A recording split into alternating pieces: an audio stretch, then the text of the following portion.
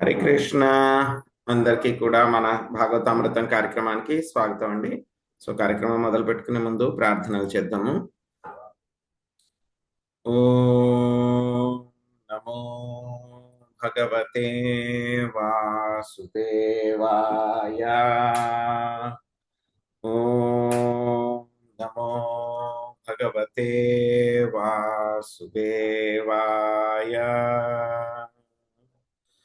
ఓం నమో భగవతే వాసుదేవాయ.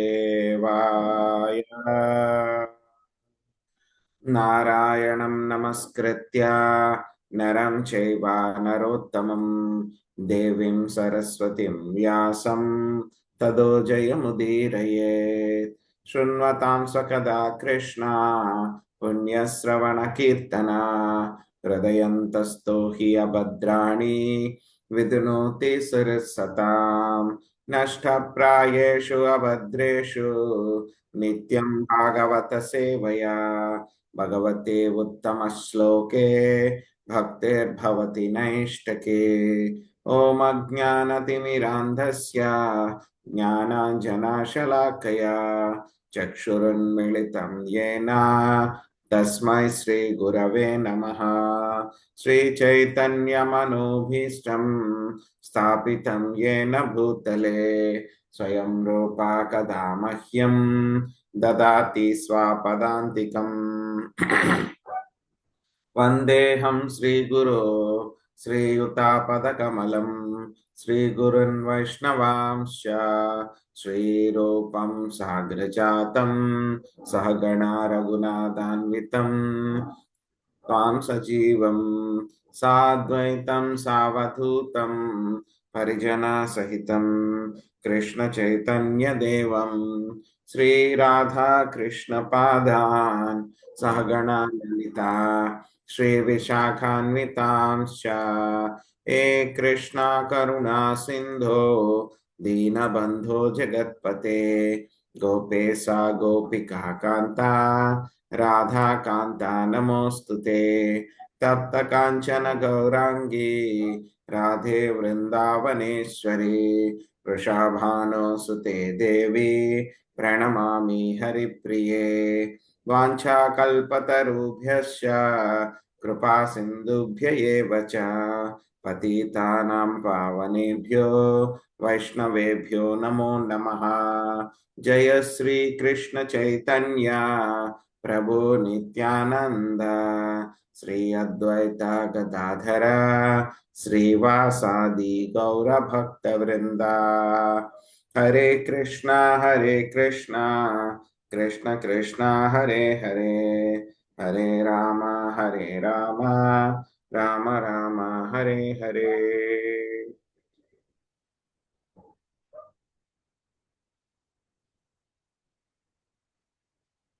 హరే కృష్ణ.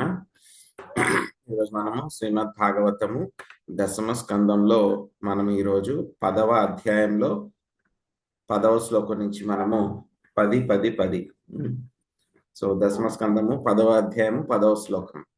ఆ శ్లోకం నుంచి మనము మొదలు పెట్టుకుందాము. దేవ సంహితమప్యంతే కృమి విడ్భస్మ సంహితం భూతధృత్తత్కృతే స్వార్థం కిం వేద నిరయో యతః. శాంతకుమారి మాతాజీ అనువాదం చదవండి, తర్వాత భాష్యము జీ లక్ష్మీ మాతాజీ చదవండి. హరే కృష్ణ ప్రభు. జీవించున్నప్పుడు మనుగుడు. ప్రభుజీ ఒక్క నిమిషం అండి, నా దగ్గర బుక్లు చదవకూడదని పక్కకు పెట్టేశానండి, మెయిల్ వచ్చింది, పీడిఎఫ్ లేదు మాత ప్రభుజీ, ఎవరికన్నా ఇవ్వండి. హరే కృష్ణ. ఓకే మాతాజీ. హరే కృష్ణ. సుబ్రహ్మణ్య ప్రభుజీ చదవండి. మనుజుడు తన్ను పెద్ద మనిషిగను మంత్రిగను రాష్ట్రపతిగను లేదా దేవతగను తలచిన వాడే గర్వింపవచ్చును. కాని అతడు ఎట్టి వాడైనను మరణాంతరం అతని దేహము క్రిములు మలము లేదా బూడిదగా మారిపోవును. అట్టి దేహం యొక్క క్షణికమగు కోరికలను సంతృప్తి పరుటకు అతడు అమాయకపు జంతువులను వధించినచో తదుపరి జన్మమునందు దుఃఖమును అనుభవించవలసి వచ్చునని ఎరుగని వాడే ఇవును. ఏలనగా అట్టి పాపి నరకమునకు వెడలి పాప పాలనను అనుభవించు తీరును. హరే కృష్ణ. హరే కృష్ణ ప్రభుజీ. విషయము ఈ శ్లోకమునందు భూమి వీర్భస్మ అను పదము ప్రధానమైనది. మరణానంతరము దేహమును దహనము చేయనిచో అది క్రిములచే భక్షింపబడి క్రిములుగా మారిపోవును. ఒకవేళ దానిని కాకులు గ్రద్దలు తినినచో మలముగా మారిపోవును. నాగరికులు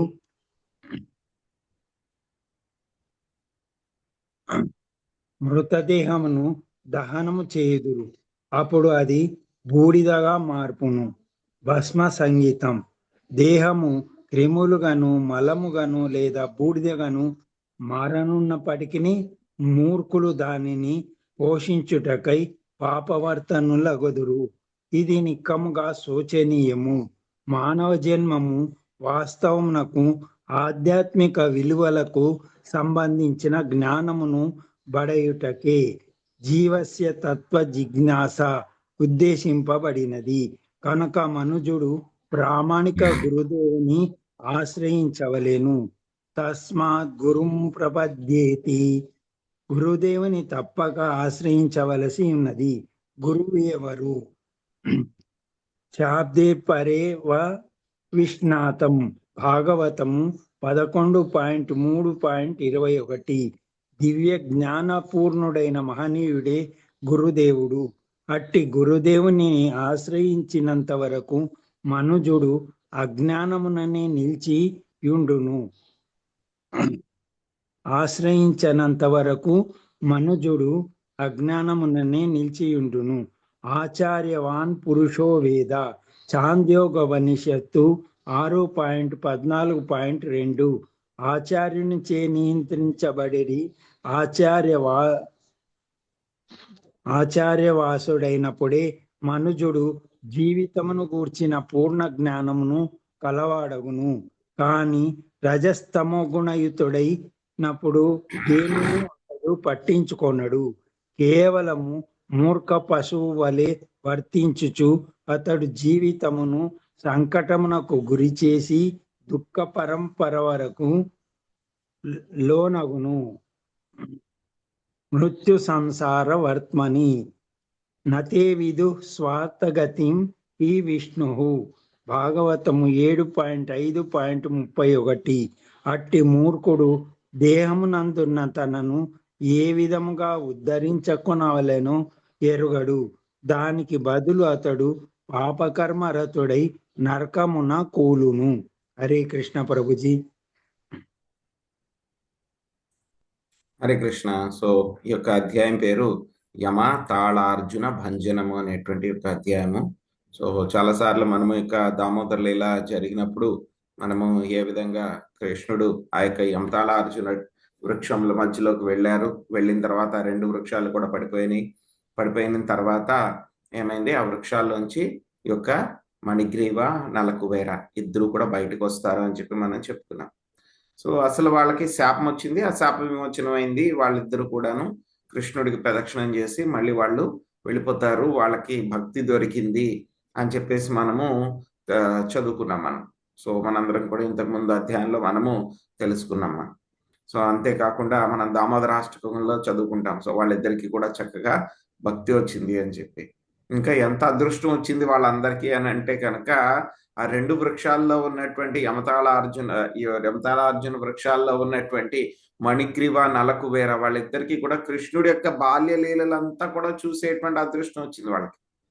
అంతా చూడలేదు. సో ఈ యొక్క దామోదర లీల వరకు కూడా వాళ్ళకి చూసేటువంటి అదృష్టం, వాళ్ళకి డైరెక్ట్ గా పర్సనల్ గా వాళ్ళకి చూసేటువంటి అదృష్టం వచ్చింది. బట్ ఏంటంటే వాళ్ళు వృక్షాల కింద ఉండి ఆ వృక్షాల్లోంచి వాళ్ళకి చూడడం తటస్థించింది అనమాట. ఆ తర్వాత పరీక్షిత్ మహారాజు అడుగుతారు ఎవరిని, సుఖదేవ్ గోస్వామిని. సో ఎందుకు, వాళ్ళకి ఏమైంది, సో ఎటువంటి తప్పు పనులు నలగ్రీవ మణికువేర చేశారు వాళ్ళు, నలకువేర మణిగ్రీవ వాళ్ళిద్దరు కూడా చేశారు. సో నారదముని ఎందుకు శాపం ఇచ్చారు అని చెప్పని అడుగుతారనమాట. సో దానికి వృత్తాంతం అంతా కూడా ఏం జరిగింది, దాని వెనకాల ఉన్న వృత్తాంతం ఏంటి అని చెప్పేసి నారదముని చెప్తున్నారనమాట మనకి. సో దాంట్లో ఇప్పుడు మనకి ఉన్నటువంటి యొక్క సెక్షన్లో ఏంటంటే కనుక నేనంతా తెలుసుకున్నాం. ఎప్పుడైతే నారదముని అక్కడికి వచ్చినప్పుడు స్త్రీలు ఎవరైతే ఉన్నారో వాళ్ళందరూ కూడా వెంటనే ఆయన శాపమిస్తారని చెప్పేసి వాళ్ళ యొక్క శరీరాన్ని వాళ్ళు వెంటనే కప్పుకున్నారు. కానీ యొక్క మణిగ్రీవ నలకువేర ఇద్దరు కూడా కప్పుకోకుండా అలాగే ఉండిపోయారు. ఎందుకంటే కనుక వాళ్ళు ఆ యొక్క మత్తులో ఉన్నారు, మదిర మత్తులో వాళ్ళిద్దరు కూడా ఉన్నారనమాట. సో ఎందుకు అంత మత్తు వచ్చింది వాళ్ళకి అంటే కనుక వాళ్ళ యొక్క ఐశ్వర్యము, శ్రీమదాంధౌ. సో వాళ్ళ యొక్క ఐశ్వర్యం మూలంగా అంత మత్తు వచ్చింది అనమాట. సో అప్పుడు నారదముని చాలా పెద్ద పెద్ద మహాత్ములు అనమాట. సో నారదముని ఏంటి, ఆయన చింతామణి లాంటి వాడు అనమాట ఆయన. సో ఎవరైనా ఆయన ముట్టుకుంటే ఏంటి, వాళ్ళందరికీ ఎలా అయితే కనుక చింతామణి ఏ స్టోన్ ని టచ్ చేసినా సరే ఏమైపోతుంది, అది బంగారం అయిపోతుంది. సో అలాగే నారదముని చూడండి, ఆయన శాపం ఇచ్చినా సరే ఆ శాపం ఎలా అయింది, వాళ్ళిద్దరికీ కూడాను కృష్ణుడి యొక్క భక్తి దొరికింది. ఎంత అదృష్టం చూడండి వాళ్ళిద్దరికీ కూడా. సో నారదముని ఆలోచిస్తూ ఉన్నారు, వాళ్ళిద్దరిని కూడా ఇప్పుడు శపిస్తారనమాట. సో ఏ విధంగా శపం ఇచ్చారు, ఏం శాపం ఇచ్చారు అనేటువంటిది మనకి 8 నుంచి 23 శ్లోకాలకి మధ్యలో మనకి చెప్తారు. 8వ శ్లోకంలో కూడా మనం చూసాం ఏ విధంగా అయితే కనుక ధనం మూలంగా వచ్చేటువంటి ఆ యొక్క మత్తు, శ్రీమదాంధౌ అనేటువంటిది ఏమిటి, మిగతా దేని వల్ల కూడా అది రాదనమాట. మంచి అందం ఉన్నా సరే, ఉన్నతమైన జన్మ ఉన్నా సరే, లేకపోతే మంచి విద్య ఉన్నా సరే, ఇవన్నీ ఏమైపోతే మనకి గర్వం వచ్చేస్తుంది ఇవన్నీ ఉంటే కనుక. కానీ ధనము, ధనవంతులు అనేటువంటి గర్వము వీటన్నిటికంటే కూడా చాలా చాలా ఎక్కువ. అది ఉన్నవాళ్ళు జనరల్ గా మనం చూస్తాం ఏమవుతుంది, వాళ్ళందరూ కూడా చాలా మంది ఉంటారు. మనం సో మన చుట్టుపక్కల కూడా మనం చాలా మందిని చూసి ఉండొచ్చు, మనకు కూడా ఎక్స్పీరియన్స్ ఉండొచ్చు. సో చాలా మంది ఏంటంటే కనుక వాళ్ళ తల్లిదండ్రులు బాగా ధనవంతులు అయి ఉండొచ్చు, కానీ ఏమవుతుంది, వాళ్ళ యొక్క పిల్లలు ఆ యొక్క వాళ్ళకి కనుక సరైనటువంటి సంస్కారం ఇవ్వకపోతే కనుక ఏమవుతుందో, ఆ యొక్క ధనం మత్తులో వాళ్ళందరికీ కూడా మళ్ళీ ఆ యొక్క ధనాన్ని ఎలా వాడుకోవాలి అని, ఎలా నిలబెట్టుకోవాలి అని తెలియకుండా ధనాన్ని వాళ్ళు ఎంజాయ్ చేయాలని ప్రయత్నిస్తూ వాళ్ళు దేనికి లోబడిపోతారు, ఒకటి యొక్క మత్తు పదార్థాలకి, మందు తాగడానికి, మత్తు పదార్థాలకి వాళ్ళు బానిసలైపోతారు. లేకపోతే కనుక ఏమవుతుంది, స్త్రీల పట్ల వాళ్ళు వాళ్ళ వెనకాల పరుగులు తీస్తూ ఉంటారు. లేకపోతే కనుక ఏమవుతుంది, మూడోది ఒక గ్యాంబ్లింగ్ అన్నమాట. ఒక్క నిమిషం.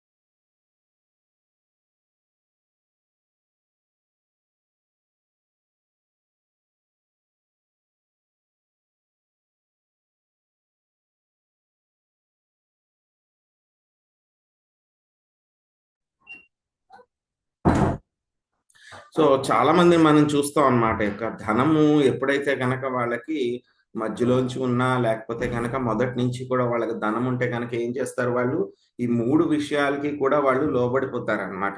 ఒకటి మందు తాగడం, ఒకటి స్త్రీలకి, లేకపోతే కనుక ఏంటి గ్యాంబ్లింగ్ అన్నమాట. గ్యాంబ్లింగ్ అంటే యొక్క జూదం ఆడడం అని చెప్పేసి. అందుకే ప్రభుపాద గారు ఏం చెప్పారు, ఈ మూడిట్లని కూడా భక్తి చెయ్యాలి అంటే కనుక మొత్తము ఆయన చెప్పినటువంటి నియమాలు ఏవైతే కనుక చెయ్యకూడదు అని చెప్పినటువంటి ప్రొహిబిటరీ ఏమేం చెప్పారు మనకి, no meat eating, no gambling, no intoxication, no illicit sex. So automatic గా ఈ 3 విషయాల నుంచి కూడా మనము రక్షించబడతాం అన్నమాట.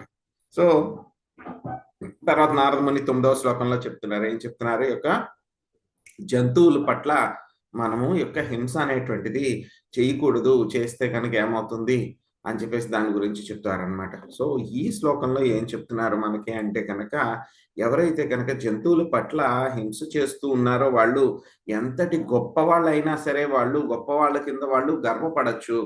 మంత్రి అయినా, రాష్ట్రపతి అయినా, పెద్ద పెద్ద రాజులైనా, ఎంత ధనం ఉన్నా సరే ఏదో ఒక రోజు వాళ్ళకి మరణం అనేటువంటిది వస్తుంది. వచ్చిన తర్వాత ఏమవుతుంది, వాళ్ళ యొక్క శరీరాలు అన్నీ కూడా ఏమైపోతాయి. మామూలుగా అయితే కనుక శరీరాన్ని, సంస్కారం ఉన్నటువంటి వాళ్ళు, ఆర్యులు అయితే కనుక ఏం చేస్తారు, శరీరాన్ని దహనం చేస్తారు.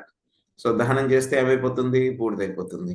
సో కొంతమంది ఏం చేస్తారంటే జైన్స్ వాళ్ళందరూ కూడా, సో శరీరం కూడా వేరే వాళ్ళకి ఉపయోగపడాలి అని చెప్పి ఏం చేస్తారు, ఆ శరీరాన్ని అలాగా కొన్ని ప్రదేశాల్లో అలాగా పడేస్తారనమాట.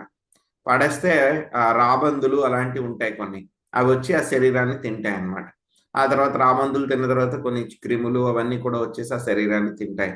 తిన్న తర్వాత ఏమైపోతుంది, అదంతా కూడా మళ్ళీ మలం కింద తయారైపోతుంది అన్నమాట. సో కొంతమంది ఏం చేస్తారు, భూమిలో కప్పెట్టేస్తారు. భూమిలో కప్పెట్టేసినా సరే ఏమైపోతుంది, మెల్లగా డికంపోజ్ అయిపోతుంది. ఆ యొక్క బాడీ అంతా కూడా చిన్న చిన్న క్రిములన్నీ కూడా వచ్చేసి వాటిని తినేస్తూ ఉంటాయి అన్నమాట. సో ఈ యొక్క శరీరం ఎలాగైనా సరే ఏమైపోతుంది, ఈ యొక్క ఆత్మ ఈ యొక్క శరీరంలో ఉన్నంత వరకు ఉంటుంది. ఒకసారి శరీరంలోంచి ఆత్మ పరమాత్మ ఇద్దరు బయటకు వెళ్ళిపోయారంటే వెంటనే డికంపోజ్ అయిపోతుంది. చనిపోయిన తర్వాత మనల్ని ఒక్క రోజైనా సరే ఇంట్లో ఉంచుకుంటారండి?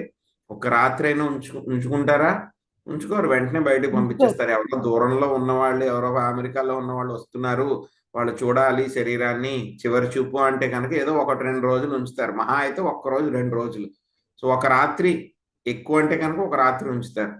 అంతేగాని తర్వాత రెండో రోజు రాత్రి ఖచ్చితంగా తీసుకుని వెళ్ళి దహనం చేసేస్తారు. సో కానీ ఏంటంటే కనుక ఈ యొక్క శరీరం కోసము ఈ యొక్క శరీరాన్ని మనము ఎంజాయ్ చేయాలి అని చెప్పేసి దానికోసం ఈ యొక్క అమాయక జంతువులంతా కూడా వధిస్తే కనుక ఏమవుతుంది, మరుసటి జన్మలో మనం దుఃఖం అనుభవించాల్సి వస్తుంది అని చెప్తున్నారు. సో మనము ఉదయం భాగవతం, తెలుగు గీత భాగవతం సెషన్ లో కూడా చెప్పుకున్నాం మనం.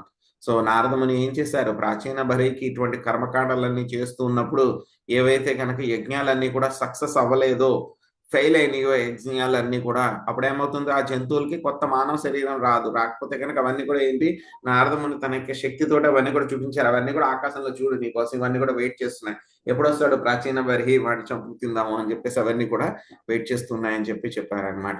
సో అదే శ్లోకాల్లో మనకు అక్కడ చెప్పారు, మొత్తం అందరికీ కూడా జంతువులను చంపినటువంటి షేర్ అందరికి కూడా వస్తుంది అని చెప్పి ప్రభుపాద గారు చెప్పారనమాట. సో కాబట్టి ఏంటంటే కనుక ఇక జంతువధ చేస్తే కనుక ఏమవుతుంది, ఖచ్చితంగా వచ్చే జన్మలో వాడు ఆ యొక్క దుఃఖాన్ని అనుభవించాల్సి వస్తుంది.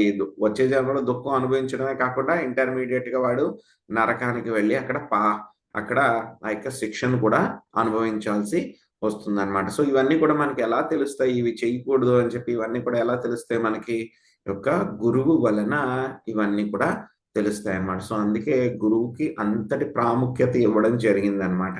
గురువు ఎవరు అంటే కనుక, ఒక పెద్ద సముద్రం ఉందనుకోండి, ఆ సముద్రంలో మనకు ఒక పడవ ఉంది. సో ఆ పడవలో మనం ఉన్నాం. సో ఈ యొక్క దేహం అనేటువంటి దాంట్లో ఒక ఆత్మ ఉంది. కానీ గురువు అనేటువంటి వాడు ఏం చేస్తారు, ఆ యొక్క పెద్ద పడవకి సరైనటువంటి దారి చూపిస్తారు. నడిపించేటువంటి వ్యక్తి ఆ యొక్క గురువు అనమాట. ఆ ఓడకి ఎలా అయితే కనుక కెప్టెన్ ఉంటాడో, నావికుడు ఎలా అయితే ఉంటాడో, అదేవిధంగా గురువు మనందరికీ కూడా నావికుడు అనమాట. సో గురువు లేకపోతే కనుక ఏం చేస్తాం, మనం అందరం కూడా మూర్ఖ పశువులాగా ప్రవర్తిస్తూ జీవితాన్ని అంతా కూడా మనము దుఃఖ భంగురము మనము చేసుకుంటూ ఉంటాం అన్నమాట. దేహ కిమన్నా ధాతు స్వం నుషేత్కూరాత్మరేవ చ మాతు పితుర్వా బలినా క్రేతురగ్నే సునోపివా. ప్రభావతి మాతజీ మీరు అనువాదం చదవండి.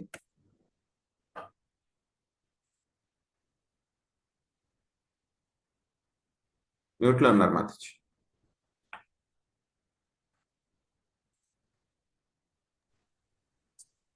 హరే కృష్ణ ప్రభుజీ.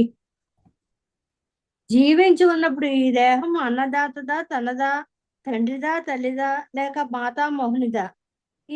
ఇది బలవంతంగా తీసుకొని పోవానిదా, వెల ఇచ్చి కొన్న యజమానిదా, లేక అగ్ని ఎందు దగ్ధమనర్చడి పుత్రులదా, లేక దగ్ధమనర్చినచో ఇది భక్షించడి కుక్కలదా? ఇందరు హక్కుదారులైన నిజమైన హక్కుదారుడెవరు? దీన్ని నిర్ణయించుటకు బదులు పాపకర్మల ద్వారా ఈ దేహమును పోషించుట మంచిది కాదు. హరే కృష్ణ ప్రభుజీ.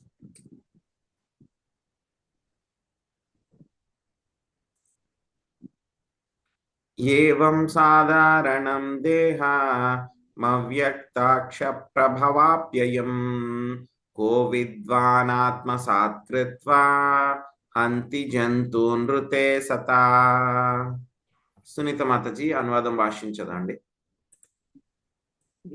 హరే కృష్ణ ప్రభుజీ. అనువర్తనం. ఈ దేహము అవ్యక్త ప్రకృతితే సృజింపబడి తిరిగి నశించి ప్రకృతి తత్వముల యందే లయమగును కనుక ఇది ఎల్లరకు చెందినదై ఉన్నది.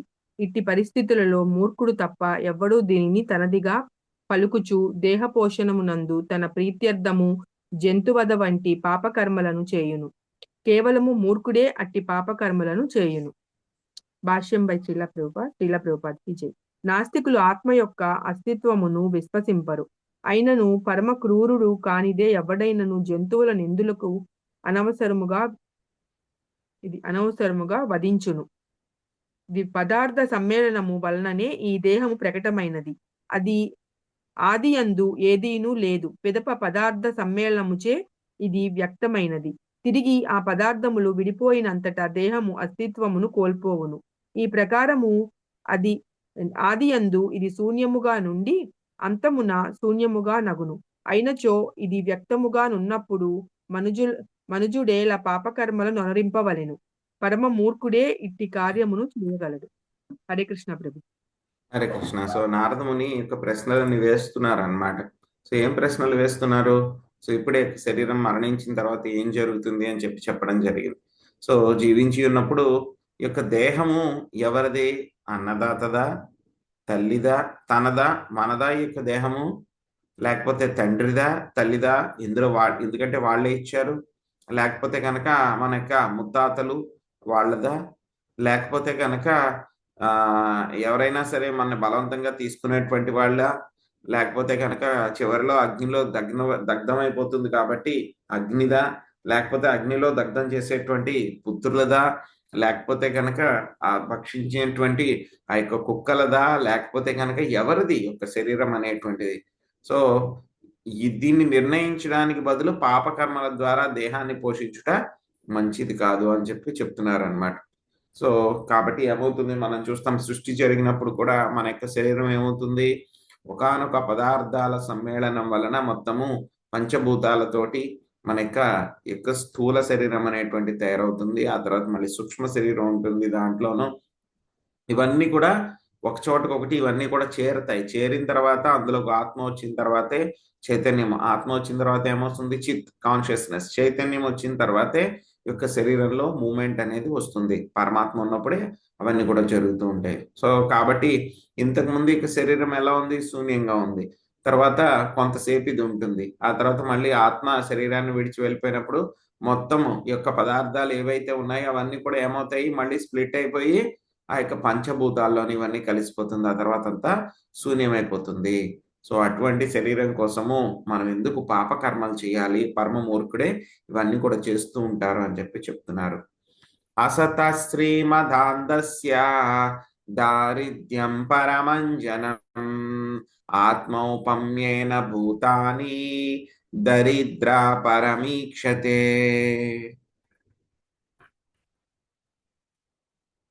రాజేశ్వరి మాతాజీ మీరు అనువాదం చదవండి, శశికళ మాతాజీ భాష్యం చదవండి. హరే కృష్ణ ప్రభు. దండత్ ప్రణామాలు.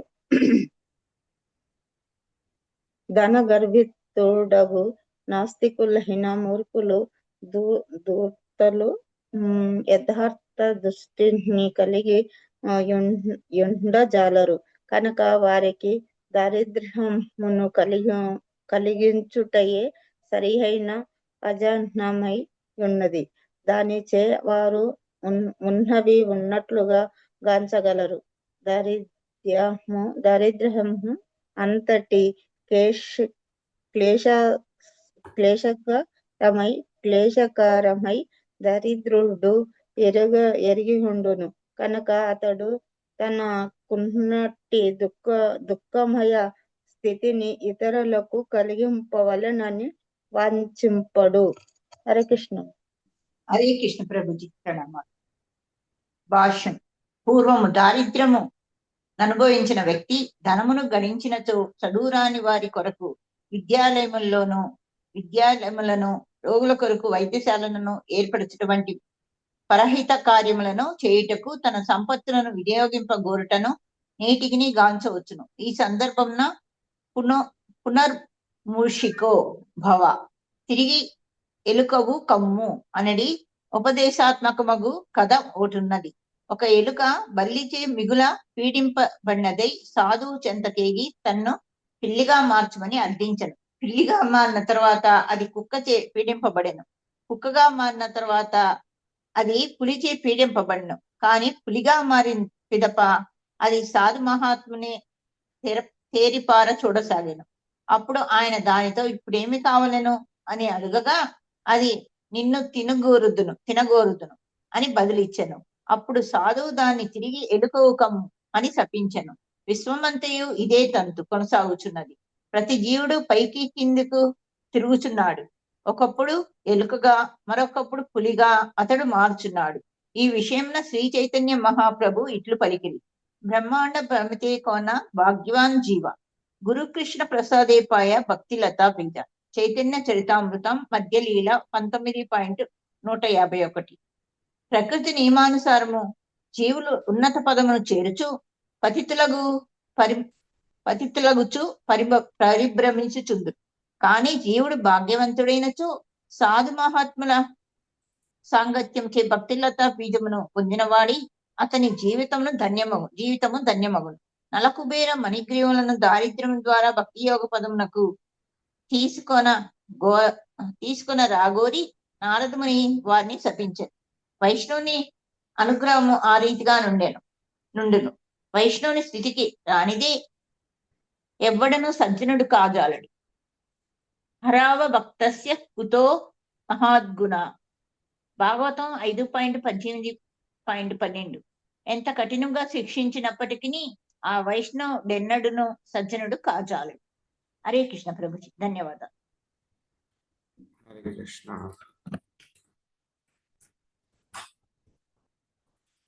సో ఎవరైనా సరే ఒక వ్యక్తి పేదరికం నుంచి తర్వాత కష్టపడి ఆ యొక్క ధనాన్ని సంపాదిస్తే కనుక ఏమవుతుంది?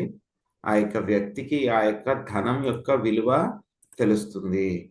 ఎందుకంటే కనుక లేనప్పుడు ఎంత బాధపడ్డాడో అతనికి తెలుసు. కాబట్టి ఆ తర్వాత చాలా ఆ యొక్క వ్యక్తి ఎలా ఉంటాడు, ధనాన్ని ఏ విధంగా డీల్ చేస్తాడు, చాలా జాగ్రత్తగా ఖర్చు పెడతాడు.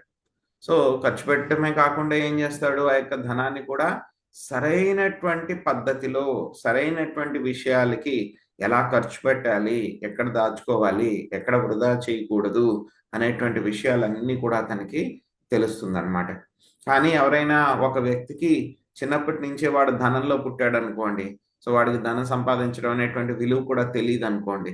సో ఏమవుతుంది, అటువంటి వాళ్ళందరికీ కూడాను ధనం విలువ తెలియకపోతే కనుక ఏమవుతుంది, ధనాన్ని ఇష్టం వచ్చినట్లు వ్యర్థం చేస్తారు.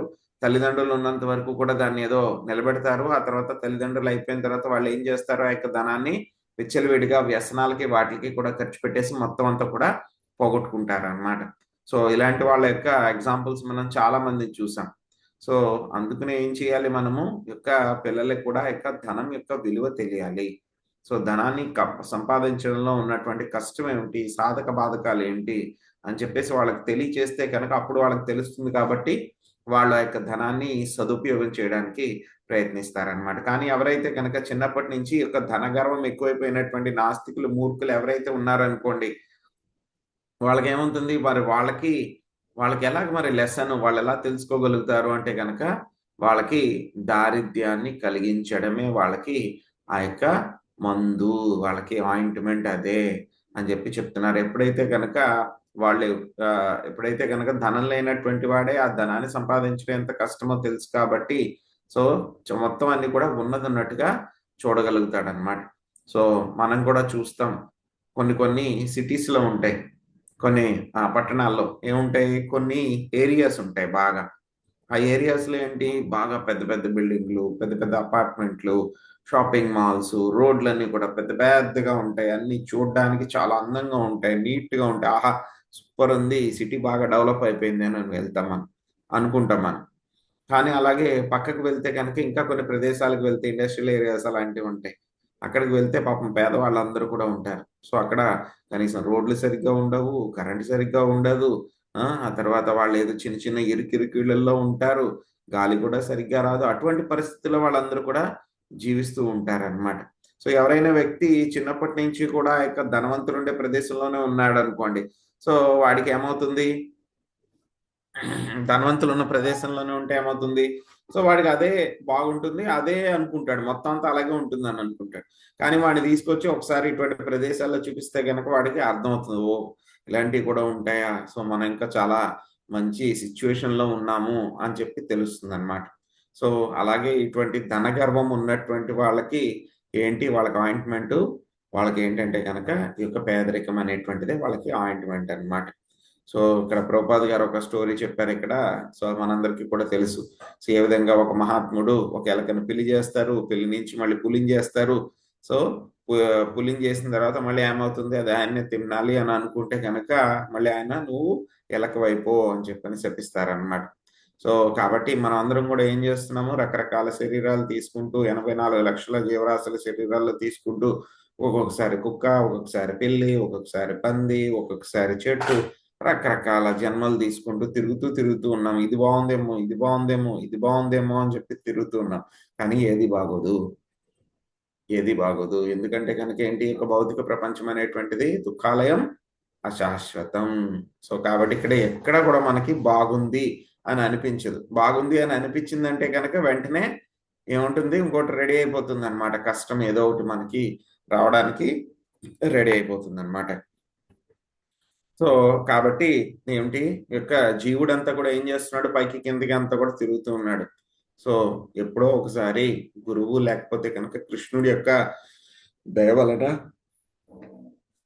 ఈ యొక్క భక్తిలత అనేటువంటి బీజం అనేటువంటిది దొరుకుతుంది అనమాట. సో కాబట్టి మణిగ్రీవ నలకవర్లకు కూడా ఇప్పుడు ఏమవుతుంది, దారిద్ర్యం వస్తే అప్పుడు మీకు సరైనటువంటిది ఏంటి అని చెప్పి తెలుస్తుంది అని చెప్పేసి నారదముని చెప్తున్నారనమాట. యదా కంటక విద్యాజ్ఞో జంతోర్నేచ్చతి తాం వ్యధాం.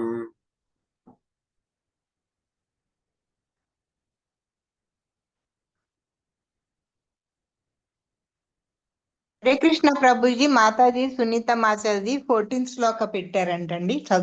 వీలైతే చదువుతానండి మీరు పీడిఎఫ్. యథా కంటక విద్యాజ్ఞో జంతోర్నేచ్చతి తాం వ్యధాం జీవ సామ్యం గతో లింగైర్ న తదా విద్ధ కంటకః. చంద్రమాతజీ అనువాదం భాషించదండి. హరే కృష్ణ, దండవత్ ప్రణామాలు ప్రభుజీ. హరే కృష్ణ. ముళ్ళు గుచ్చుకొని నా ఇతరుల బాధను చూచి వారి సుఖమును చూచి వారి ముఖమును చూచి తెలుసుకొనగలడు. ఆ బాధ ఎల్లరకు సమానమని ఎరిగిన వాడై అతడు ఇతరులు ఆ రీతి దుఃఖించవలనని కోరడు. కానీ ఎప్పుడునూ ముళ్ళు కొనని వాడు ఆ బాధను ఎరుగజాలడు. మరి భాష్యం. దారిద్ర్య దుఃఖమును రుచి చూసిన వాడే సంపత్ సుఖమును అనుభవించగలడు అన్నది ఒక సామెత. అట్లే వంద్యాకి భుజిబే ప్రసవ వేదన అనేది సామెత కూడా ఉన్నది. అనగా గొడ్రాలికి ప్రసవ వేదన తెలియదని భావము. నిజముగా అనుభవించనిదే ఎవరికి ఈ భౌతిక జగత్తులో సుఖం అనగానేమో దుఃఖం అనగానేమో తెలియదు. ప్రకృతి నియమములు దాని ప్రకారమే వర్తించుచుండును. ఒక మనిషి పశువును చంపినచో దాని చేతనే అతడు వధింపబడవలసి ఉండును. ఇదే మాంసమని పిలువబడును. మాం అనగా నన్ను, సా అనగా అతడు అని అర్థము. ఒక వ్యక్తి జంతు మాంసమును భుజించినప్పుడు అది అతనిని భుజించడి అవకాశమును తప్పక పొందగలదు. కనుక హత్య చేసిన వ్యక్తికి ఉరిశిక్ష సంఘటన విధించుటకు ఏ దేశమందైనను సాధారణ నియమం. హరే కృష్ణ ప్రభుజీ. Thank you Prabhuji. దరిద్రో నిరహంతస్తా భో ముక్తా సర్వమై మదైరిహ కృచ్రం యదృచ్ఛయాప్నోతి తద్ది తస్యా పరంతపః. చంద్రమాతజీ అనువాదం భాషించారు. హరే కృష్ణ ప్రభుజీ, ధన్యవాదాలు. ధన విహీనుడైన కారక దరిద్రుడు సహజంగానే తపస్సులో నెలకొనును. ఆ విధముగా అతని అహంకారం నశించును. అన్న వస్త్రములను ఆశ్రయమును కోరియుండి అతడు దైవవశమున లభించిన దానితో సంతృప్తి చెందవలసి వచ్చును. ఇటు అటివార్యమగు తపస్సు అతన్ని పవిత్రుని చేసి పూర్తిగా గర్వరహితుని చేయును. కనుక అది అతనికే మంచిది అగును. భాష్యం శ్రీ ప్రభుపాదుల వారికి జై. విద్యాగర్వం నుండి బయటపడుటకు సాధు పురుషుడు స్వచ్ఛందంగా దారిద్ర్య స్థితిని స్వీకరించును. పవిత్రులు కాగోరిన వారే పలువురు రాజులు తమ రాజోహితముకు వైభవోపేత జీవనమును విడిచిపెట్టి వేద సంస్కృతి ప్రకారం తపస్సును అనురుచులకు అరణ్యమునకు వెడలి ఉండేది.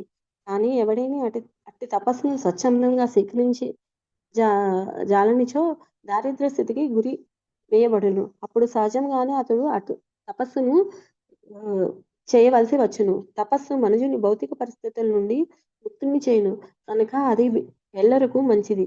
కనుక ఎవరైనా తన భౌతిక పదములను గాంచి గర్వితుడైనచో వాని మూర్ఖత్వమునకు బాగు చేయుటకు దారిద్ర్యమును కలిగించటయే ఉత్తమమైన మార్గము. దారిద్ర్య దోషవు గుణరాశి నాశి. మనుష్య దారిద్ర్యుడైనప్పుడు ధనము, విద్య, సౌందర్యము సంబంధించిన అతని గర్వము సహజంగానే నశించిపోవును. ఆ విధంగా సరిచేయబడి అతడు ముక్తికి అర్హుడగును. హరే కృష్ణ ప్రభుజీ.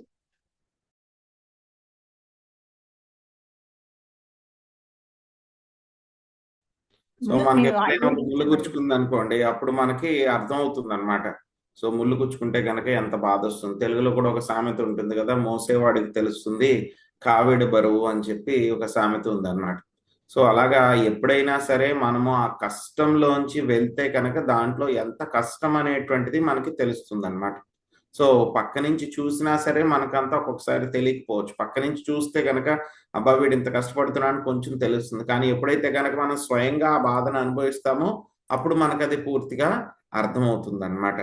సో కాబట్టి ఏం చేస్తున్నారు అంటే కనుక ఎప్పుడైతే కనుక వీళ్ళకి ధనం లేకుండా ఉన్నటువంటి ఆ యొక్క పరిస్థితి వస్తే కనుక ఎవరికి ఒక మణిగ్రీవ, నలకువేర వీళ్ళిద్దరికి కూడాను యొక్క ధనం లేకుండా ఇప్పుడు ఏంటి వీళ్ళు ధన గర్వంతో చాలా దుర్మదాంధులు అయిపోయారు వీళ్ళిద్దరూ కూడాను. సో వీళ్ళకి ఏంటి మందు వాళ్ళు స్వయంగా అనుభవించాలి ఏదైనా సరే, అప్పుడే వాళ్ళకి అర్థమవుతుంది అందులో ఉన్న కష్టం ఏమిటి అని చెప్పేసి. సో కాబట్టి వీళ్ళకి ఉన్నటువంటి ప్రాబ్లం ఏంటి, ఇప్పుడు ధనం ఎక్కువైపోయింది కాబట్టి వీళ్ళకి ధనం లేకుండా చేస్తే కనుక ఏమవుతుంది, అప్పుడు వీళ్ళకి ఆ దాంట్లో ఉన్నటువంటి కష్టం ఏమిటో తెలుస్తుంది. అప్పుడే వీళ్ళు వాళ్ళ యొక్క సెన్సెస్, వాళ్ళ యొక్క స్పృహలోకి వాళ్ళు వస్తారు. ఇప్పుడు ధనం యొక్క మత్తులో వీళ్ళిద్దరూ కూడా ఉన్నారు అని చెప్పేసి నారదముని చెప్తున్నారు అన్నమాట. నిత్యం క్షుత్క్షామ దేహస్య దరిద్ర్యస్యాన్నకాంక్షిణః ఇంద్రియాణ్యాని శుష్యంతి హింసాపి వినివర్తతే. శివలక్ష్మి మాతాజీ మీరు అనువాదము తర్వాత భాష్యము ప్రభావతి మాతాజీ ఒక్క నిమిషం ఉండండి. భాష్యము హైమ మాతాజీ చదవండి. హరే కృష్ణ ప్రభుజీ, ధన్యవాదాలు. ఎల్లప్పుడూ ఆకలి కొన్నవాడు తగినంత ఆహారమును ఆపేక్షించు వాడినై దరిద్రుడు క్రమముగా క్షీణించును. అతని ఇంద్రియములు శక్తిహీనములై సహజముగానే శాంతించును. అందువలన అతడు హానికరములు హింసయుతములకు కర్మలను చేయుచాలకును. అనగా అట్టి వ్యక్తి సాధు పురుషులు స్వచ్ఛందంగా అవలంబించినట్టి తపోనిష్ఠ యొక్క ఫలమును సహజంగానే పొందును. హరే కృష్ణ ప్రభుజీ, ధన్యవాద ప్రణాం ప్రభుజీ. భాష్యం. అనుభవజ్ఞులకు వైద్యుల అభిప్రాయం అనుసరించి మధుమేహ రోగము అత్యాహార ఫలము కాగా క్షయరోగము అతి తక్కువ భుజించడం వలన కలుగునట్టిది. మనము మధుమేహ రోగులము కాని క్షయరోగులము కాని కారాదు. యావదార్థ ప్రయోజనం మితాహారులే మనము కృష్ణ భక్తి భావనలో పురోగమించుటకు దేహమును ఆరోగ్యముగా ఉంచుకొనవలను. శ్రీమద్ భాగవతము 1.2.10 నందు ఒక చోట ఇట్లు చెప్పబడినది. కామస్యనేంద్రియ ప్రీతిర్లాభో జీవేత యావత జీవస్య తత్వ జిజ్ఞాసా నార్దో యచ్చేహ కర్మభిః. ఆధ్యాత్మిక అనుభూతి ఎందు పురోగమించుటకు యోగ్యతను పడయుటయే మానవ జన్మ యొక్క నిజమైన కార్యము. ఇంద్రియములను అనవసరంగా దృఢవంతములు కావించుటకు మానవ జన్మ ఉద్దేశింపబడలేదు. దాని వలన రోగము కలుగుట, జగడము పెట్టుకునేది స్వభావము వృద్ధి అగుట జరుగుచుండును. కానీ కలియుగమునందు మానవ సమాజం ఎంత తప్పుదోవ పట్టినదనగా వారు అనవసరంగా ఆర్థికాభివృద్ధిని కొనసాగించుతున్నారు. తత్ఫలితంగా కబేళాలు, మద్యపానశాలలు, వ్యభిచార గృహములు విపరీతంగా పెరిగిపోతున్నవి. ఈ ప్రకారము నాగరికత ఎంతయు భ్రష్టమగుచున్నది. హరే కృష్ణ ప్రభుజీ. కృష్ణ. సో ఒక సామెత ఉంటుంది, ఏముంటుంది ఒక సామెత, ఆకలితో ఉన్నప్పుడు విషం పెట్టినా సరే ఎలా ఉంటుంది, అమృతంలా ఉంది అని చెప్పి చెప్తారనమాట. సో అలాగే ఎప్పుడైతే కనుక ఒక వ్యక్తి పాపం చాలా పేదరికంతో బాధపడుతూ ఉంటే కనుక సో వాడు ఎప్పుడు కూడా ఆకలితో ఉంటే కనుక ఏమవుతుంది, వాడి యొక్క ఇంద్రియాలు చాలా శక్తి లేకుండా ఉండిపోతాయి. అటువంటి పరిస్థితుల్లో వాడు ఇంద్రియ భోగం గురించి ఆలోచిస్తాడా? వాడు ఇంద్రియ భోగం అనేది లాస్ట్ ఆప్షన్. ముందుగా వాడికి ఏంటి, కనీసం కడుపు నిండాలి, వాడి యొక్క శరీరము ఇంద్రియాలు కొంచెం శక్తి కావాలి నాకు. అవన్నీ కూడా వచ్చిన తర్వాత, పూర్తిగా కడుపు నిండిపోయిన తర్వాత ఇంకేం చేయాలో తెలియకపోతే కనుక అప్పుడు ఇంద్రియ భోగం గురించి ఆలోచిస్తాడు. సో కాబట్టి ఫస్ట్ ప్రయారిటీ ఏంటి, ఆకలి తీరాలన్నమాట.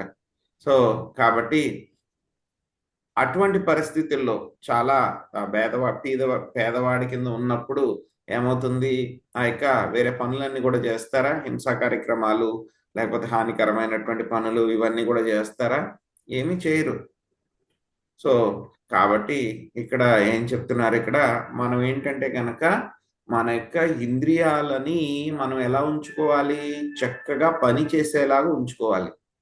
సో మనం ఏంటంటే కనుక ఒకటి భగవద్గీతలో కూడా మనకి చెప్తాము, అతిగా భుజించేటువంటి వాడు కానీ, తక్కువ భుజించేటువంటి వాడు కానీ, అతిగా నిద్రపోయేటువంటి వాడు కానీ, తక్కువ నిద్రపోయేటువంటి వాడు కానీ యొక్క యోగాభ్యాసానికి పనికి రాడు అని చెప్పి చెప్తారనమాట.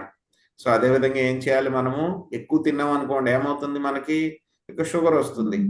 అలా అని చెప్పేసి బాగా తక్కువ తిన్నామంటే కనుక ఏమవుతుంది, బాగా మనకి ఇంద్రియాలు శరీరం ఇవంతా కూడా శక్తిని కోల్పోతాయి, మామూలు పనులు కూడా మనము చేసుకోలేము. సో కాబట్టి మనం ఏం చేయాలి, శరీర పోషణకి మనం రోజు చేసేటువంటి పనులకి ఎంతైతే కనుక శక్తి అవసరం అవుతుందో అంతవరకే మనము మితంగా ఆహారము తీసుకోవాలన్నమాట. సో కాబట్టి ఆహారం తీసుకున్న తర్వాత ఏం చేయాలి, మనము ఆ యొక్క శక్తిని అంతా కూడా కృష్ణుడి యొక్క సేవలో వాటిని మనం ఉపయోగించుకోవాలి. అలా కాకుండా మనం వేరే విధంగా వాటిని దుర్వినియోగపరిస్తే కనుక ఏమవుతుంది, మళ్ళీ మనము ఈ యొక్క 4 రకాలైనటువంటి విషయాల యొక్క meet eating, gambling, intoxication, illicit sex యొక్క మాంసభక్షణ చేయడము, తర్వాత వ్యభిచారం చేయడానికి వెళ్ళిపోతాము, లేకపోతే కనుక మత్తు పానీయాలు, మత్తు పదార్థాలు తీసుకోవడం, తర్వాత ఏం చేస్తాము, జూదం ఆడడానికి వెళ్ళిపోతాం అన్నమాట. సో కాబట్టి మనము ప్రపంచమంతా ఇలాగే ఉంది. సో కాబట్టి ఏం చేయాలి, మనము వీటి నుంచి మనం దూరంగా ఉండాలి. సో ఒక క్లాస్లో ఇక్కడ విన్నాను అనమాట నేను. సో ఇది వరకు బృందావనంలో ఇక భండారా అంటారనమాట. భండారా అంటే కనుక సాధువులందరికీ కూడాను చాలా బాగా భోజనం పెడతారనమాట. సో అప్పుడు సాధువులందరూ కూడా అలాంటివన్నీ కూడా ఎప్పుడు పెడతారు, ఏదో పెద్ద పెద్ద ఫంక్షన్ అయినప్పుడే పెట్టేవారు ఇది వరకు. ఎప్పుడు పెద్ద ఫంక్షన్ అంటే కనుక ఏదో కృష్ణాష్టమికో లేకపోతే గోవర్ధన పూజ జరిగినప్పుడు అటువంటిప్పుడే మొత్తం సాధువులందరికీ పెట్టేవాళ్ళు. కనీసం నెలకొకసారి, ఎక్కువ అంటే కనుక నెలకొకసారి వచ్చేది. సో అప్పుడు వాళ్ళు సాధువులందరూ కూడా ఎలా ఉండేవాళ్ళు, ఎప్పుడో నెలకొకసారి వచ్చినప్పుడే వాళ్ళు చక్కగా వాటిని తీసుకునేవారు. కానీ మిగతా అప్పుడు ఎలా ఉండేది, వాళ్ళకి మామూలుగా ఎంత కావాలో అంతే వాళ్ళకి దొరికేది. అప్పుడు అందరూ కూడా చాలా బాగా భక్తి చేసేటువంటి వాళ్ళు. కానీ ఏమవుతుంది, ఇప్పుడు బృందావనం బాగా డెవలప్ అయిపోయింది, భక్తులందరికీ కూడా తెలిసింది కాబట్టి అందరూ కూడా రోజు బండారా ఇంచుమించి అరేంజ్ చేస్తున్నారు. సో సాధువులందరికీ ఏమైపోతుంది, రోజు కూడా వాళ్ళకి యొక్క స్పెషల్ మీల్స్ రోజు దొరుకుతుంది. దొరికిన తర్వాత ఏమైపోతుంది, వాళ్ళకి ఆ యొక్క భక్తి తగ్గిపోయింది అని చెప్పేసి కొంతమంది సాధువులు వాపోతున్నారనమాట. సో మాకు ఇంత బండారాలు అవన్నీ కూడా తక్కువగా ఉన్నప్పుడు చాలా భక్తి చేసేవాళ్ళము, కృష్ణుడి మీద ఎక్కువ ఆధారపడే వాళ్ళము. ఇప్పుడు ఏమైపోతుంది, యొక్క విందులు ఇవన్నీ కూడా ఎక్కువైపోయినాయి ఈ సాధువులకు కూడా, అందుకని భక్తి తగ్గిపోతుంది మాకు అని చెప్పేసి ఒక ఆయన ఇక్కడ చెప్తుంటే కనుక నేను విన్నాను అనమాట. సో కాబట్టి ఏం చేయాలి, మనకు ఉన్నటువంటి సంపదను మనము కరెక్ట్ గా కృష్ణుడి సేవలో ఉపయోగించుకుంటే కనుక ఏమీ సమస్య లేదు. సో సంపద ఇంకోటి ఏంటంటే కనుక భక్తి చేయడానికి ఇక్కడ మనకి నారదమని చెప్తూ ఉన్నారు, కానీ భక్తి చేయడానికి ఏమిటి యొక్క ధనం ఉందా లేదా అనేటువంటి దాంతో సంబంధం లేదు. సో ధనం లేదు అనుకోండి, ఎలాగో మనం కృష్ణుడి మీద ఆధారపడతాం. ఒకవేళ ధనం ఉన్నా సరే మనం కృష్ణుడి మీద ఆధారపడుతూ ఉన్నాం అనుకోండి, ఇంకా కృష్ణుడు ఏం చేస్తారు, మన దగ్గర నుంచి ఆ యొక్క ధనాన్ని తీసేయాల్సిన అవసరం లేదు, ఆయన మీదే ఆధారపడి ఉన్నాం కాబట్టి మనం. సో తర్వాత ఏం జరుగుతుందో చూద్దాం.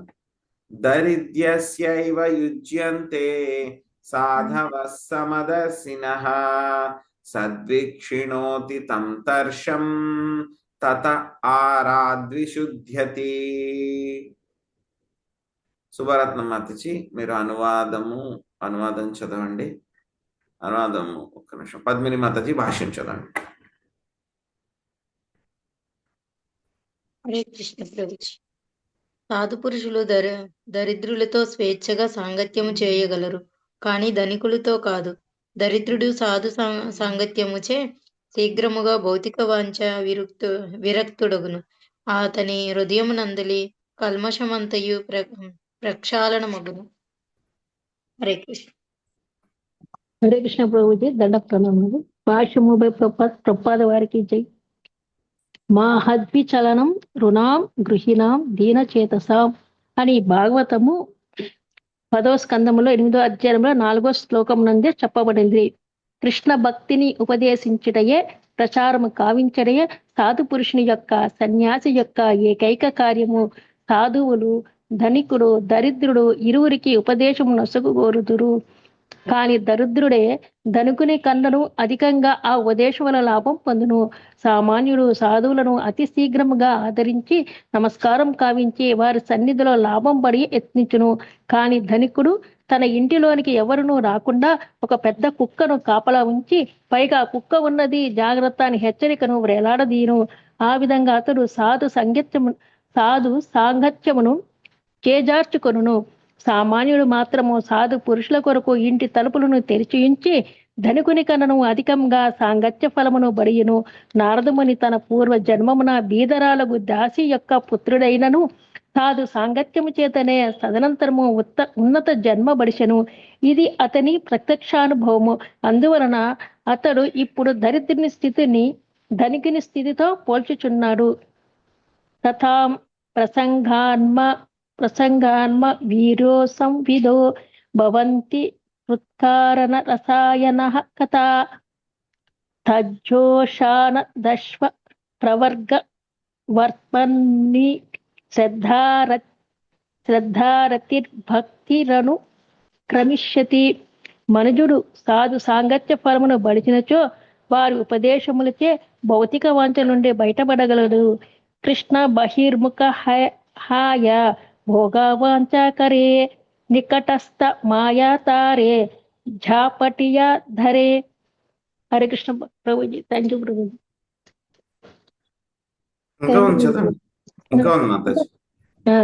హరే కృష్ణ ప్రభు. చూడలేదు ప్రభు. మనుజుడు శ్రీకృష్ణుని మరిచి ఇంద్రియ భోగ వాంఛను వృద్ధి కావించుకున్నటయే భౌతిక జీవితమునకు అర్థము. కాని అతడు సాధు మహాత్ముల యొక్క ఉపదేశాలను బడిసి భౌతిక వాంఛలను మరిచినచో సహజముగానే పవిత్రుడగును. చేతోదర్పణ మార్చనం బహుమహోదవాగ్ని నిర్వాపనం శిష్టాష్టకం 1 హృదయము పవిత్రము కానిదే లౌకికుడు సంసార దావానల భవ మహాదవాగ్ని కష్టముల నుండి బయటపడజాలడు. హరే కృష్ణ ప్రభుజీ. థ్యాంక్ యూ ప్రభు.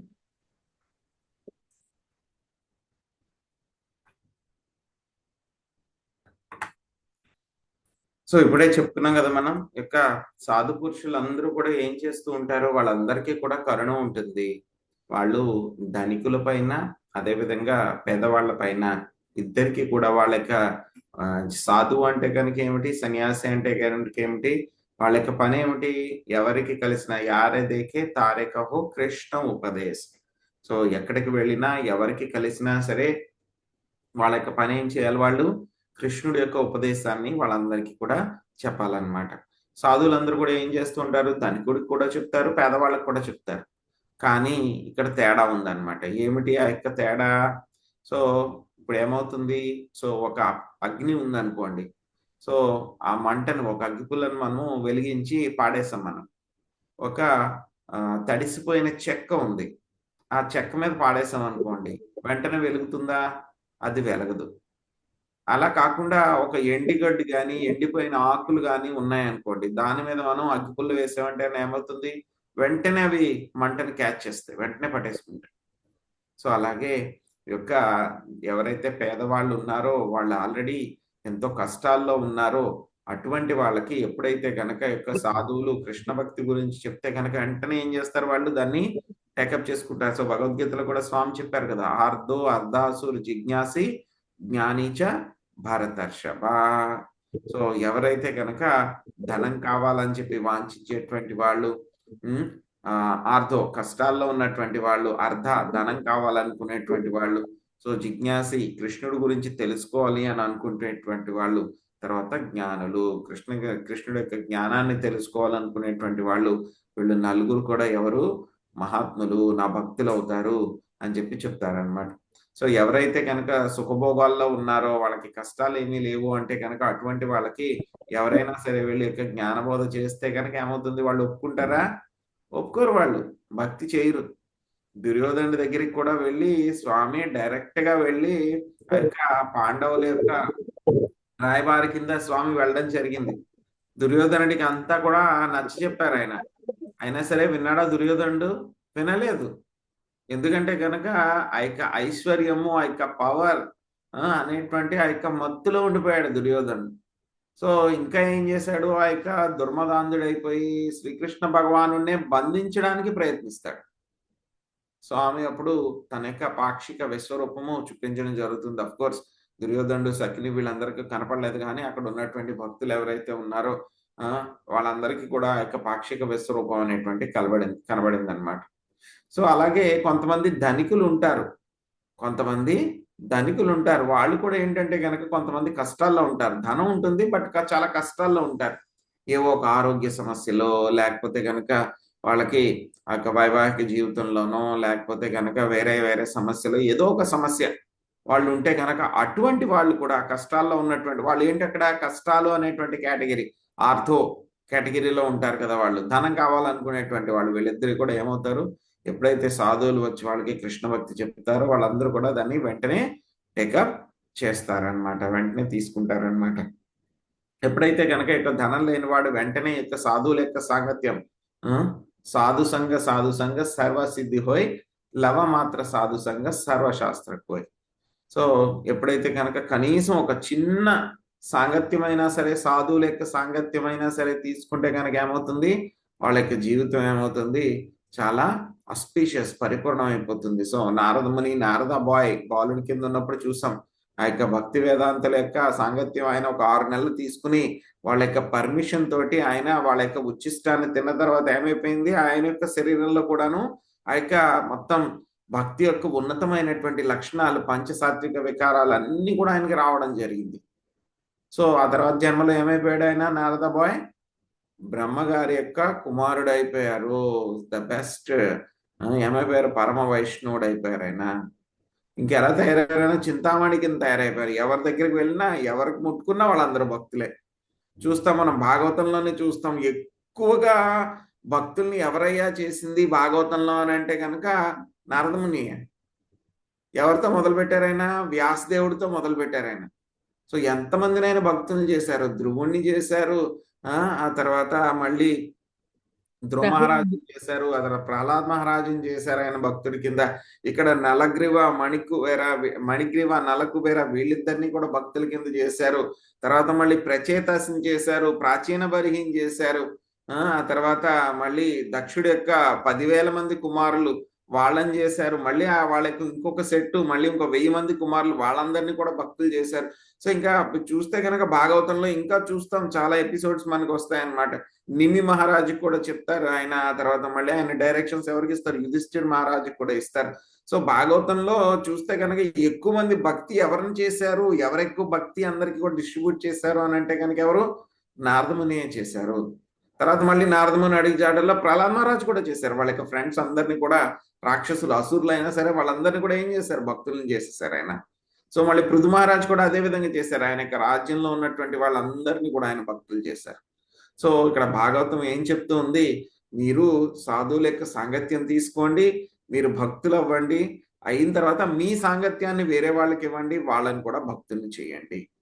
ఇది భాగవతంలో మనము చాలా చాలా యొక్క లీలల్లో మనం చూస్తూ ఉంటాం అన్నమాట. సో ఎప్పుడైతే కనుక యొక్క పేదవాడు లేకపోతే కష్టాల్లో ఉన్నటువంటి వాళ్ళందరూ కూడా ఏమవుతుంది? భౌతిక వాంఛలు ఏవీ లేకుండా భౌతిక ప్రపంచం పట్ల విరక్తితో ఉంటాడు. కాబట్టి అటువంటి వాళ్ళకి యొక్క సాధువుల యొక్క సాంగత్యం ఇస్తే కనుక వెంటనే ఏమవుతుంది? వాళ్ళు వెంటనే యొక్క భక్తి అనేటువంటి దాన్ని వాళ్ళు వెంటనే క్యాచ్ చేస్తారనమాట, పట్టుకుంటారు వాళ్ళు.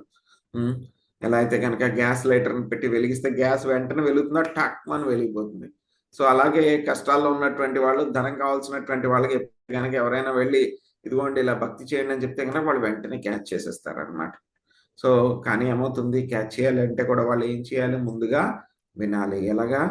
సతాం ప్రసంగా మమ వీర్య సంవిదో భవంతి హృత్కర్ణరసాయన కదా తజ్జోషణాదా స్వ అపవర్గవర్త్మని శ్రద్ధారతిర్భక్తిరనుక్రమిష్యతి. ఎప్పుడైతే కనుక యొక్క మమ వీర్య సంవిదో, సో నా యొక్క చాలా విరోచితమైనటువంటి లీలలు అవి ఎవరైతే కనుక ఏం చేస్తూ ఉండాలి, సతాం ఎల్లప్పుడూ కూడా ప్రసంగ వినడము ఎవరైతే కనుక వింటూ ఉంటారో ఏమవుతుంది, ఆ యొక్క రసాయనం, భక్తి అనేటువంటి రసాయనం, శ్రవణం అనేటువంటి రసాయనం ఎక్కడవుతుంది, వాళ్ళ యొక్క చెవుల ద్వారా ఆ యొక్క హృదయంలోకి అనేటువంటిది, ఆ యొక్క కృష్ణ కథ అనేటువంటిది వెళ్తుంది. వెళ్ళిన తర్వాత ఏమవుతుంది, ఈ యొక్క అపవర్గ అనేటువంటి విషయాలు, అనవసరమైనటువంటి విషయాలను వాళ్ళు వదిలిపెట్టేసి వాళ్ళలో ఏం పెరుగుతాయంటే రోజు రోజు కూడా శ్రద్ధ, భక్తి, అనురక్తి, ఈ మూడు కూడా ఏమవుతాయి, మెల్లిమెల్లిగా పెరుగుతూ ఉంటాయి వాళ్ళకి. అందుకే మనం ఏం చేయాలి, కృష్ణ కథ అనేటువంటిది ఎప్పుడు కూడా మనము వింటూ ఉండాలి. ఇంకా ఏం చేయాలి, మనం కృష్ణ నామం తీసుకోవాలి. చేతోదర్పణ మార్జనం భవమా దావాగ్ని నిర్వాపణం. సో కృష్ణ కథ అనేటువంటిది మనము తీసుకుంటూ ఉండాలన్నమాట. సో అందుకే తర్వాత శ్లోకంలో నారదముని చెప్తారనమాట. ఏం చెప్తారు, 18వ శ్లోకంలో మనకి యొక్క సాధుల యొక్క సాంగత్యం గురించి ఆయన చెప్తారనమాట. సాధుల యొక్క సాంగత్యం తీసుకుంటే కనుక ఏమవుతుంది, సాధూనాం సమచిత్తానాం ముకుందాచరణైషిణాం ఉపేక్షై కిం ధనస్తంభై రసద్ధీర సదాశ్రయై. శశికళ మాతాజీ అనువాదం చదవండి. సో శ్వేత చంపక మాతాజీ మీరు భాష్యం చదవండి.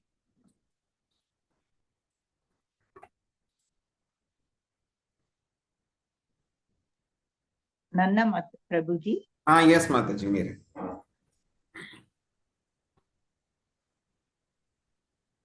పంతొమ్మిది కదా ప్రభుజీ? ఎస్ మాతాజీ. 18 మాతాజీ. 18.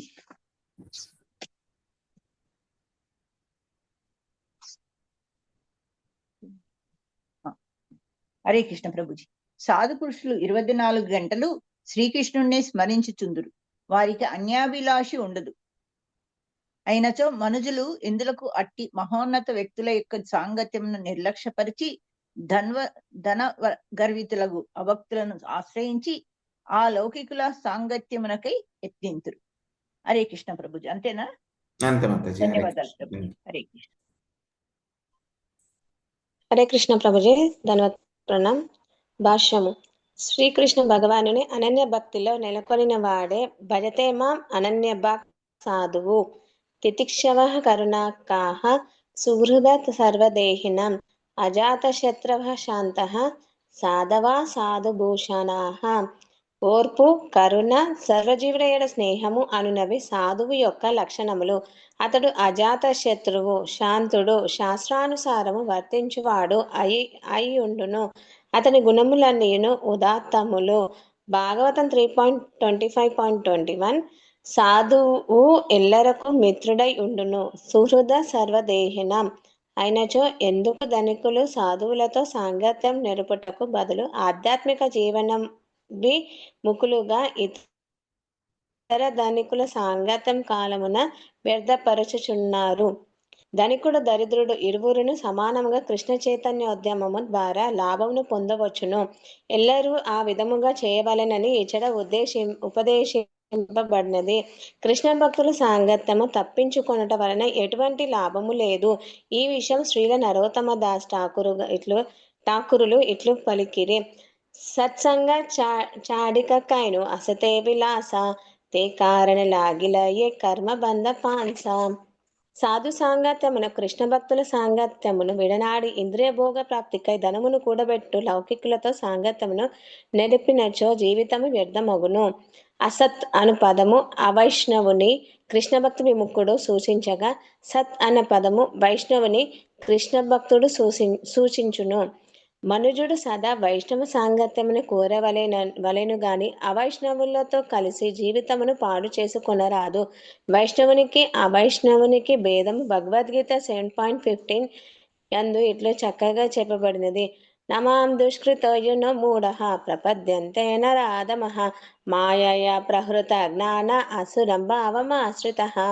శ్రీకృష్ణ క్షరను జొచ్చని వాడెవ్వడైనను పరమ పాపి, దుష్కృతి, ధూర్తుడు, మూఢ, నరాధముడు అయ్యుండును. కనుక వైష్ణవ సాంగత్యమును ఎవ్వరును విడువరాదు. అట్టి సాంగత్యము ఇప్పుడు ప్రపంచమంతటను కృష్ణ చైతన్యోద్యమం రూపమున లభ్యమై ఉన్నది. హరే కృష్ణ ప్రభుజీ ధన్యవాదాలు. సో ఈ శ్లోకంలో ఏం చెప్తున్నారు మనకి? సో సాధు పురుషులు ఎప్పుడు కూడా ఏం చేస్తూ ఉంటారు? 24 గంటలు కూడా కృష్ణుడి గురించి వాళ్ళు చర్చించుకుంటూ ఉంటారు వాళ్ళు. సో వాళ్ళకి ఈ యొక్క వేరే కోరికలు అనేటువంటివి ఏది ఉండదు. సో కానీ ఏంటి, ఎవరైతే మనుషులు ఉన్నారో అటువంటి వ్యక్తుల యొక్క సాంగత్యం తీసుకోకుండా ఎవరో ధన గర్వితులైనటువంటి ఆ భక్తుల్ని ఏం చేస్తూ ఉన్నారు? వాళ్ళ యొక్క సాంగత్యం తీసుకుంటూ ఉన్నారు. ఎందుకు తీసుకుంటూ ఉన్నారు? సో నరోత్తమ్ దాస్ ఠాకూర్ ఇదే విషయాన్ని ఆయన చక్కగా చెప్తారనమాట. సో ఏం చెప్తున్నారు ఆయన? సో నేను అనవసరంగా ఈ యొక్క భౌతికల యొక్క ఇంద్రియ భోగ ప్రాప్తి కోసము సో ఇటువంటి భౌతిక వ్యక్తులు ఎవరైతే ఉన్నారో వాళ్ళ యొక్క సాంగత్యం తీసుకున్నా వాళ్ళకి సేవకుల కింద అయినా సరే వాళ్ళ యొక్క జీవితం అంతా కూడా నాశనం అయిపోతుంది. సో అసత్ అంటే కనుక అవైష్ణవులు, సత్ అంటే కనుక వైష్ణవుల గురించి మనకి సూచించబడుతూ ఉందన్నమాట. సో ప్రతి ఒక్కళ్ళు కూడా ఏం చేయాలి? మనకి వైష్ణవుల యొక్క సాంగత్యం కావాలి అని చెప్పేసి మనం కోరుకోవాలి. అవైష్ణవులతో కలిసి మన జీవితాన్ని పాడు చేసుకోకూడదు అని చెప్పి కోరుకోవాలన్నమాట. సో అందుకే ఏం చెప్తున్నారు మన భాగవతంలో ఎప్పుడు కూడా అదే చెప్తుంది. సాధువుల యొక్క లక్షణం ఏమిటి? సో తితిక్షస్వ కారుణిక సుహృద సర్వదేహినాం. ఓర్పు, కరుణ, అంతర జీవుల యొక్క స్నేహం అనేటువంటివి ఈ యొక్క సాధువుల యొక్క లక్షణాలు. వాళ్ళకి ఎవరు కూడా శత్రువులు అనేటువంటి వాళ్ళు ఉండరు, శాంతంగా ఉంటారు. వాళ్ళు ఎప్పుడు కూడా శాస్త్రాన్ని పాటిస్తూ ఉంటారు. వాళ్ళ యొక్క గుణాలన్నీ కూడా ఎలా ఉంటాయి? చాలా ఉత్తమమైనటువంటి గుణాలు. సో సాధువు అందరికీ కూడా ఎలా ఉంటారు? ఆయన మొత్తం అందరికీ కూడా ఆయన సుహృద సర్వదేహినాం. సో మొత్తం అందరికీ కూడా ఆయన మిత్రుడై ఉంటారన్నమాట. సో కాబట్టి మనం ఏం చేయాలి? ఇటువంటి వాళ్ళు భౌతికపరమైనటువంటి వ్యక్తుల యొక్క సాంగత్యం తీసుకోవడం మానేసి మనము కృష్ణ భక్తుల యొక్క సాంగత్యం తీసుకోవాలి అని చెప్పేసి మనకి శ్లోకంలో నారదముని చెప్తూ ఉన్నారనమాట. సో ఇదండి ఈరోజు డిస్కషన్ చేసుకుంది. మళ్ళీ మన డిస్కషన్ నెక్స్ట్ రేపు కంటిన్యూ చేద్దాము. హరే కృష్ణ. హరే కృష్ణ ప్రభుజీ, ధన్యవాదాలండి. దండవత్ ప్రణామం.